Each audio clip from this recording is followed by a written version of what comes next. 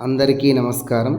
తెలంగాణ భాష యాసలోని మాధుర్యాన్ని తన రచనలతో ఎలుగెత్తి చాటిన ప్రజాకవి పద్మవిభూషణ్ శ్రీ కాళోజీ నారాయణరావు గారి జయంతి సందర్భంగా ఆ మహనీయుడిని స్మరిస్తూ రాష్ట్ర ప్రజలందరికీ తెలంగాణ భాషా దినోత్సవం. తెలంగాణ ప్రభుత్వం కాళోజీ గారి జయంతి అయిన సెప్టెంబర్ 9ని తెలంగాణ భాషా దినోత్సవంగా అధికారికంగా నిర్వహిస్తుంది.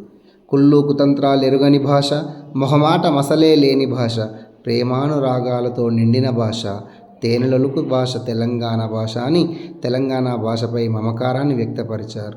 ఏ భాష నీది ఏమి వేషమురా, ఈ భాష ఈ వేషం ఎవరి కోసమురా, ఆంగ్లమందున మాటలనగానే ఇంత కులికెదవెందుకురా, తెలుగువాడివై తెలుగు రాదనుచు సిగ్గులేక ఇంక చెప్పెటెందుకురా, అన్య భాషలు నేర్చి ఆంధ్రము రాదంచు సకిలించు ఆంధ్రుడా చావవెందుకురా అని పరభాష మోజులో తెలంగాణ భాషను వ్యతిరేకిస్తున్న వాళ్ళందరినీ ఘాటుగా విమర్శించారు శ్రీ కాళోజీ నారాయణరావు గారు.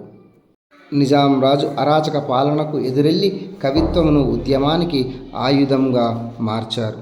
అభ్యర్థి ఏ పార్టీ వాడని కాదు, ఏ పార్టీ వాడో చూడనంటూ సమకాలీన రాజకీయాలను ఉద్దేశించి ఓటర్లను ప్రశ్నించినటువంటి మహనీయుడు శ్రీ కాళోజీ నారాయణరావు గారు.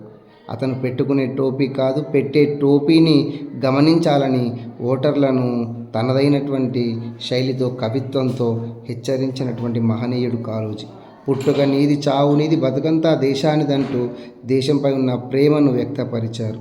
నేనింకా నా నుంచి మా వరకే రాలేదు, మన అనుకున్నప్పుడు కదా ముందడుగు